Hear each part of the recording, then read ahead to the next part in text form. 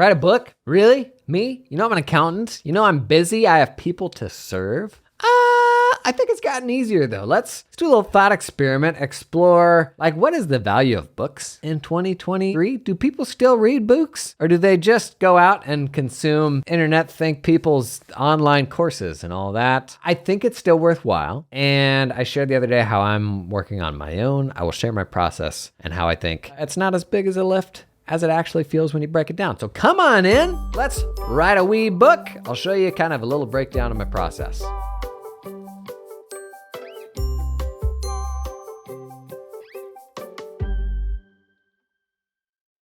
Listen, buddy, I don't identify with writing a book either. I'm not an author. In fact, I'm quite a bad writer. But I still think there is a tremendous amount of value in writing very specific books. But what we do is we look at James Clear. We look at like the most successful authors there are, and you think, what do I have to say to all of those people? I will never be them. But that's akin to like looking at Kim Kardashian and thinking, well, I couldn't do that. I'm never gonna build that sort of Instagram following. Yeah, no duh. But you don't need to. Like, reality is people today, what they consume is creator media. We still consume a lot of different things, but we consume by scrolling through feeds. And like the future of media is skewing more towards, honestly, people like me that do this sort of thing, that create media that is for a specific type of person. And the same holds up with books. Like, what is that super specific book that you can write? Kind of like the whole challenge episode we did, I think it was on Monday, around solving a very specific problem for a retail clothing upcycler. When you're the firm for the specific regulatory problems that they have, when they see that, they're like, oh, this is so for me. Like, you want something so specific that when they see it on the shelf, hypothetical, they're probably not actually going to see it on a shelf, so specific that when they see it, they instantly grab it because it is for them and there isn't other stuff like that for them. That's where you want to live, because when you get those people into your circle, they value you 5 times more than any of the other people that you have on your client list right now. And a book will do that. Like, what else will make you more one of one than being the person who wrote that book that they love? Like, you want to build this mystique around you and around your brand. If somebody goes out and reads your book and has a positive experience, that is the way to do it. So these days, education is definitely trending more towards bite-sized, like, TikToks and YouTube videos. And honestly, like, I go to YouTube to learn almost anything these days. So I do have a little bit of like, are books still relevant? A little bit of that may come down to your demographic. If you are trying to get in front of a whole bunch of Zoomers, I wouldn't go as far as to say it isn't worthwhile, but on a spectrum of value, like that client profile is maybe a little less so valuable than, I don't know, anybody but Zoomers. But I still think across the board, like, books have this like staying power, especially if you can frame them in a way that isn't going to be outdated within 12 months. One thing I think we don't lean into enough as firm runners is building assets that work for you while you sleep. You know, to get one step further away from trading your time for money, how can you create these little things that go out and are always working? And a book is a killer example of that. You go the extra mile and you spin that into, you know, an audiobook and give people different ways to consume it. And you've got this really valuable asset that will collect people that you could not have even imagined. Let me put my serendipity hat on. You don't need that talk again. But where I think most of us land as we think about this is, buddy, I got 100 things on my list to do already. How in the world am I going to fit this in? And I feel ya. I can relate to that. I have too many things going on. But I shared the other day, I'm working on some books. And I'm following the model of some other books that I have really enjoyed. The Basecamp guys wrote some books that I was super into a while back. Remote, Rework. It doesn't have to be crazy at work. Derek Sivers has written some books this way. I think the bigger picture here is there's a trend towards books being actually like rolled up, smaller little bits of writing. I don't know, maybe this isn't a new thing. But I've noticed more and more in some books that I've read that they're actually a collection of these kind of short write-ups. And so those write-ups could be 300 to 500 words. They're like 2 to 3 pages. And the book is just a collection notion of these 2 to 3 page write-ups with like, an illustration and a title on a page to introduce each of these things. And the way I do my content is very suited for something like this. And rather than going off, into a cave and microdosing for 9 months until the book is finished, this little like bite-sized approach to me feels like a better way to get more mileage out of the stuff that you're producing, because each of these little write-ups can be blog posts, they can be repurposed into LinkedIn posts, tweets, all of that along the way. And then when you publish the book, it's a roll-up of the most relevant write-ups that you've done around kind of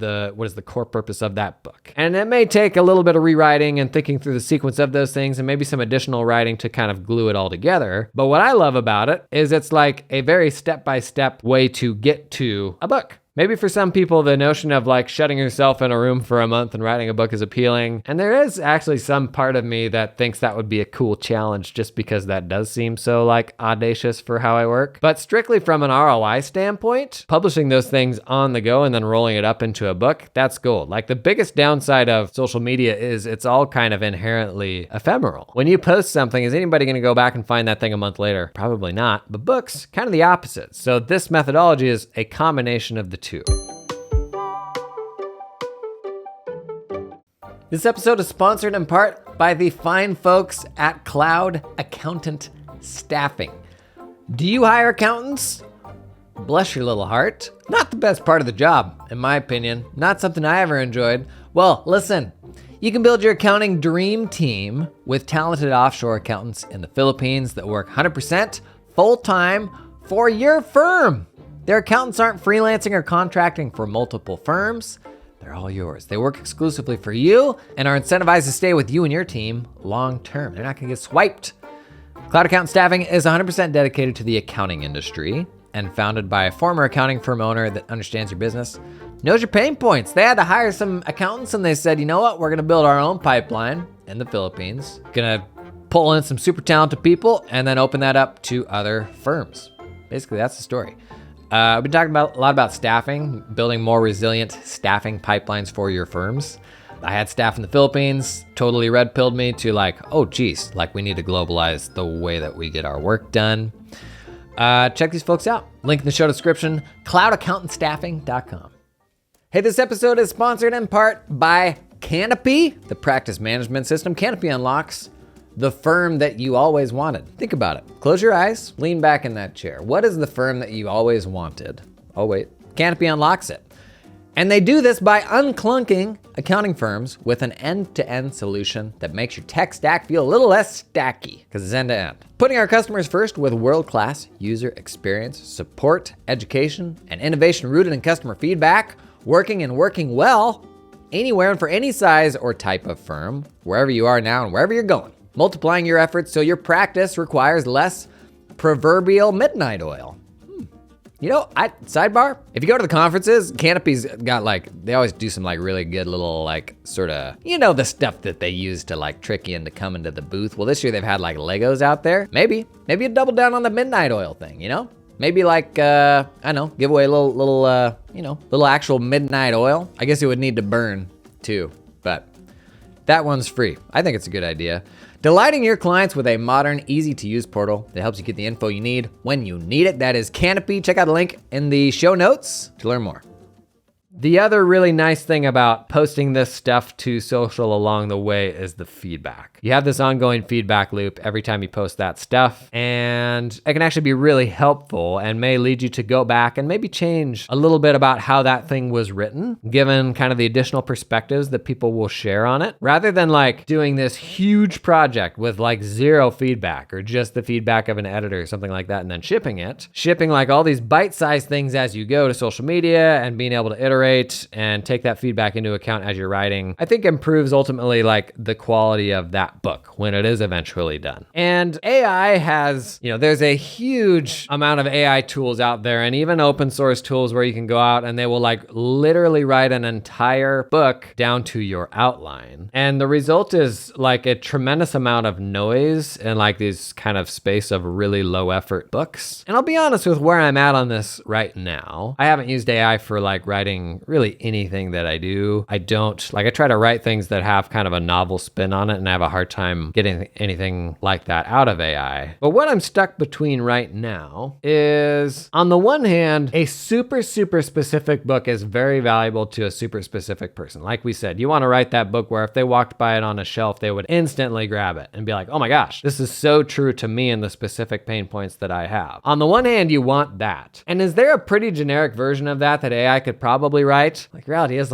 probably, if you knew the best tools to use and all that. On the other hand, I do not want to be a scum of the earth human being who publishes that stuff. That's a strong take. But just publishing what AI has thrown out, I don't see a ton of value in that. But I would say right now, there's a lot of debate over let's say you write a blog post. Do you have to disclose whether or not it's AI generated? I think where I've gotten with that, and I actually put a Twitter poll up to this end, and most people agreed, I think where I've gotten with that is if I go out to a website and I want that blog post to solve a problem for me, and it solves the problem, do I ultimately care whether AI wrote it or not? Most of the time, no. There are situations where the AI that was used to produce that can be producing things in an abusive way, that is stealing things from other people and stuff like that. That is a consideration. But those things aside, and that is a extremely nuanced, sticky conversation. AI fundamentally, the premise of AI is, in my opinion, theft.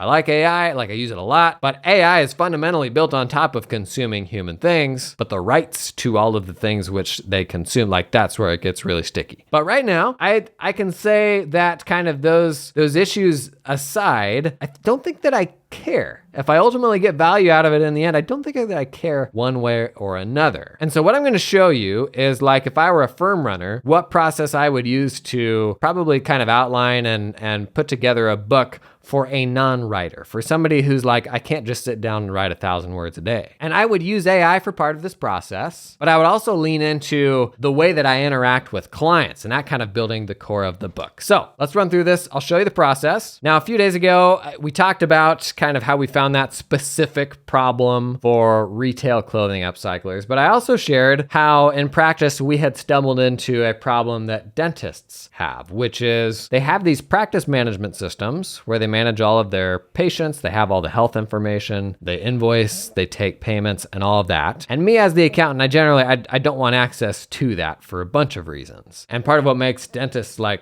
great clients at an accounting firm is they kind of have to have this separate accounting system, so it's very easy to have somebody do your accounting in an outsourced way. But all of the patient payments get posted to that practice management system, which fundamentally does not talk to the accounting system. And cash payments in a dental firm are the leading cause of theft, because what these patients pay is written down so frequently, somebody can just write something down and then pocket the difference without adequate internal controls, right? So how does a dentist, and most of these are small $1 million solo doc practices, how does that dentist reconcile the cash payments that are going into the practice management system to what is landing in the bank? It's a pain in the butt for all the reasons you would expect. Most deposits are aggregations of a whole bunch of patient payments. There are definitely some best practices around that, like taking cash payments in an envelope and the client signing off on the amount that they gave and stuff like that. But ultimately, when the payment goes into the practice management system, how does it get reconciled to the bank? It is a lot of additional work that some bookkeepers will do, but most do not, because it requires getting all of the patient payment detail out of the practice management system. The doctor, the dentist, doesn't want to give the admin access to their banking, right? To be able to do this, they're not going to give them full banking access. And this is such a tedious thing. They don't want to waste all their time doing it. Some of them have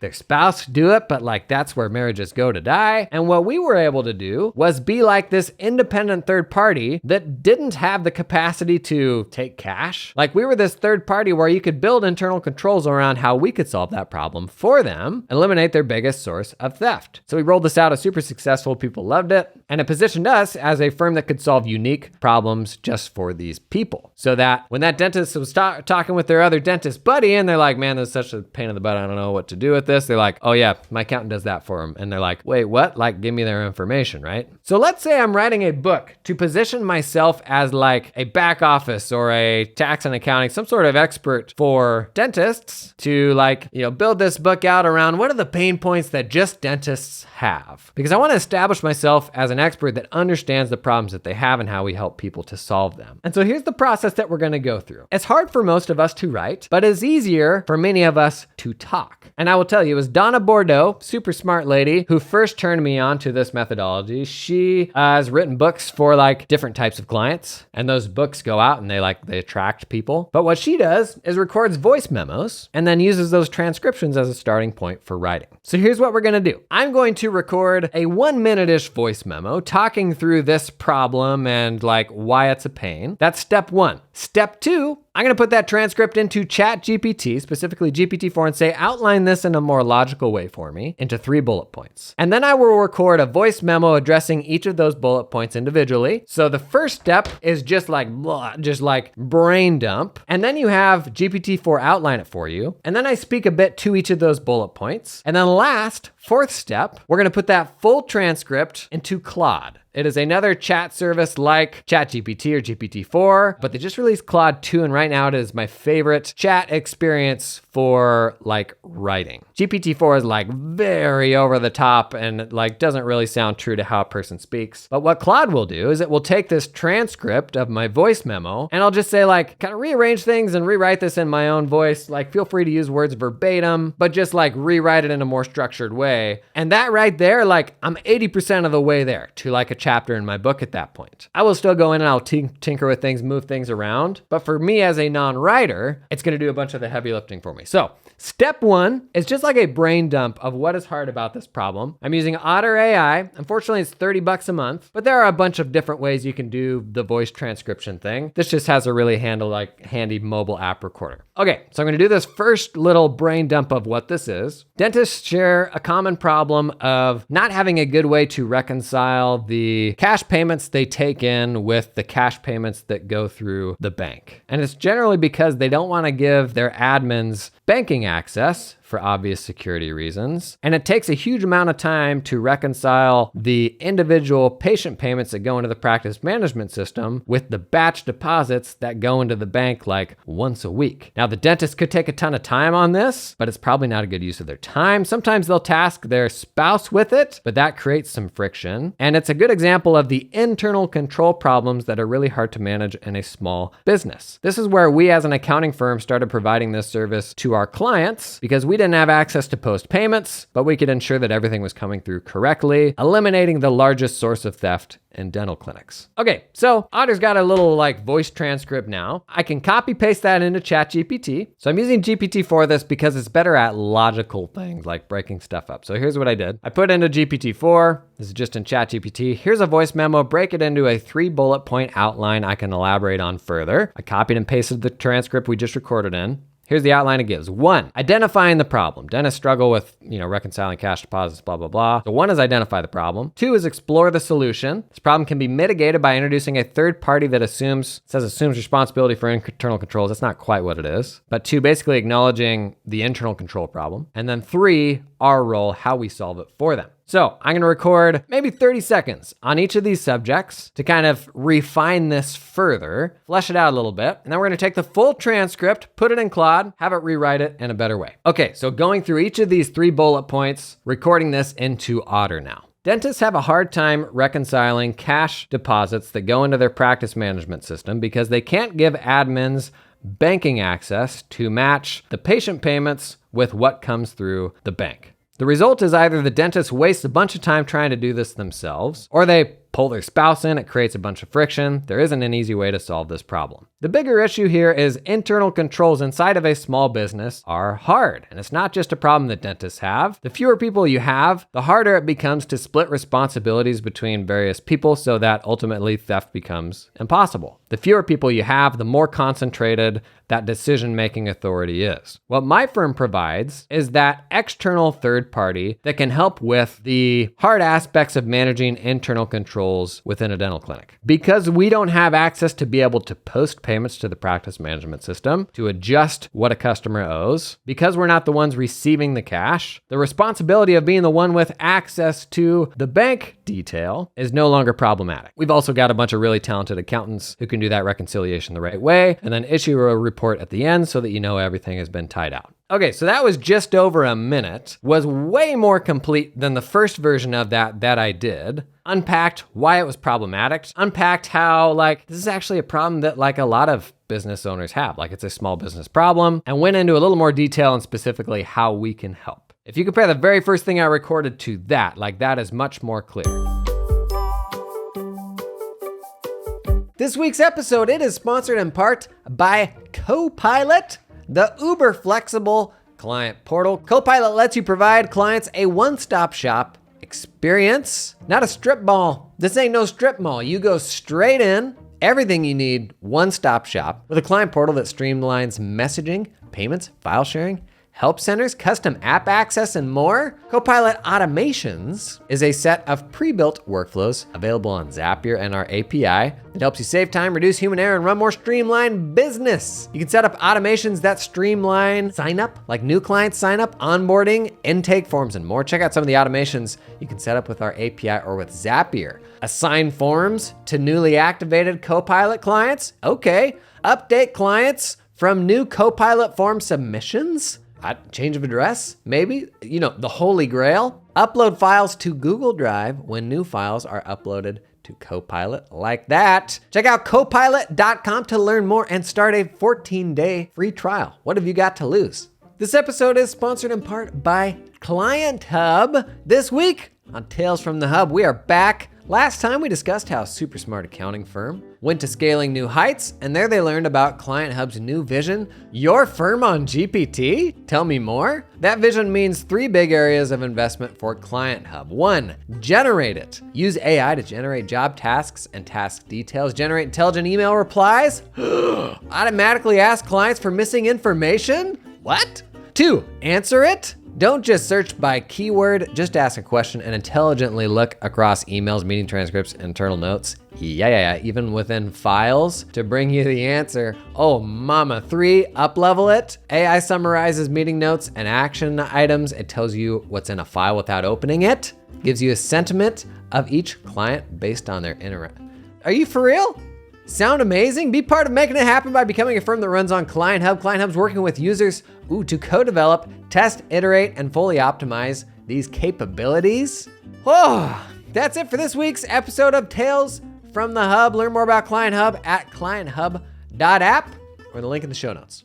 So now, next step, the last step, is we are going to hop into Otter, grab the full transcript for that thing that I just said, and then use Claude to write it in a professional tone. The prompt that I'm giving Claude is just, this is a voice memo that I just recorded. Please rewrite it for publishing as a chapter of a book in a concise, professional, logical tone. Feel free to rearrange sections in a way that makes more sense, and I copy that whole transcript in. Now again, I'm not gonna take this verbatim out of Claude and use it as it is, but it's pretty darn good and gets me 80% of the way there. Now, I've actually found for reviewing your writing, I'm a big audiobook guy, and sometimes hearing my writing back to me is a good sort of litmus test for, is this easy to follow? Am I too in my own head? I'm gonna drop this into 11 Labs and we'll play back a voice narration of the final product. Now, this is about 200 words, so that's maybe half of one of these little bite-sized chapters and kind of the book concept that we've talked about. And you'll see this as maybe a 5-minute process. All right, here's the output. Dentists often face challenges reconciling patient payments that are deposited into their practice management system with actual bank deposits. Without granting accounting staff direct access to bank accounts, it is difficult to match payments received to bank transactions. Dentists can waste significant time attempting to reconcile accounts themselves, or inappropriately delegate this responsibility to a spouse, creating unnecessary friction. Inappropriately delegate. More broadly, small businesses struggle to implement proper...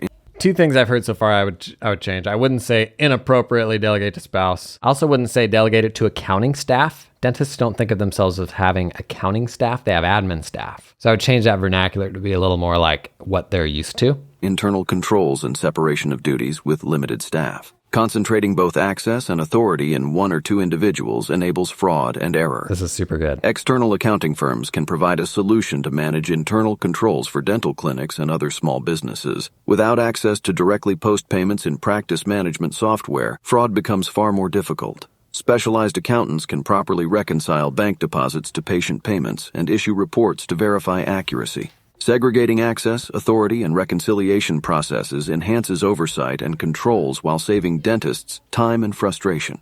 Ultimately, small businesses need appropriate checks and balances between cash receipting, accounting records, and bank accounts. Utilizing external firms to handle key reconciliations improves internal controls in small business environments with limited staff. What I often find with AI writing is I come in and I chop it down to maybe the most useful 60 to 70% of it. So that output honestly was very good. It was a little bit more detailed and wordy than it needed to be. So I would probably just change the language to be a little bit more aligned with how my clients talk. And then I would chop out maybe 25% of it, just so it's a little bit more concise. And you could even ask Claude to rewrite it in a more concise tone. But the takeaway here, I think, is for many of us, it's much easier to speak verbally in an unstructured way because we do it all day long with clients on the phone, right? But sitting down and staring at a blank page and figuring out how am I going to write this, that's extremely daunting. This process I like for taking a very unstructured kind of like brain dump approach, where instead of like 60 seconds like I first did, I take maybe 2 or 3 minutes and do that brain dump. And then like throw that at ChatGPT and say like, is there a more logical way to outline this? And there was. Like, you need to first acknowledge the problem. You need to acknowledge kind of like the more of the workings of that problem. In this case, it was like, it's an internal controls problem that all small businesses have. And then last, like the solution, like what is the best way to solve this problem? So for me, that outline was helpful to then like break that problem down and ensure I was like paying enough heed to each of those things. And the result was really good. Had I done something that was like maybe twice as long, or I elaborate on those a little more, like that would be plenty big enough for like a little sort of micro chapter in a book. Because traditional writing, like honestly, that still feels too hard for me. But what you do every day is you take emails, you take phone calls from all of these people, and you understand these problems better than almost anyone else. And so oftentimes the best time to record these sort of things are like right after a client conversation. You know, do you have 5 minutes? Just do the voice memo. That's all you got to do right now. Like that's honestly the biggest lift, is just like capturing that when it's hot. Before you know it, a month down the line, you're gonna have a lot of this stuff organized in one place. You can go through the next steps of refining it. You could pull in a ghostwriter, somebody to help you like with the organization of it all. But books, I still think books are a great opportunity. As we're talking about getting in front of people that for whom you can solve very specific problems and then ultimately charge, 4x what you're charging now. I do still think books have their value, even though we're trending towards like online education and that sort of thing. That's why I'm working on it myself. If you have explored this, I would love to hear about it. Like, what has your process been like trying to write that book? Drop that comment below and you'll give everybody a little bit more confidence trying to tackle the same thing themselves. What are you guys doing in here? I'm recording a podcast. Can you say see you later? See you later. You say bye, June? Bye. Okay.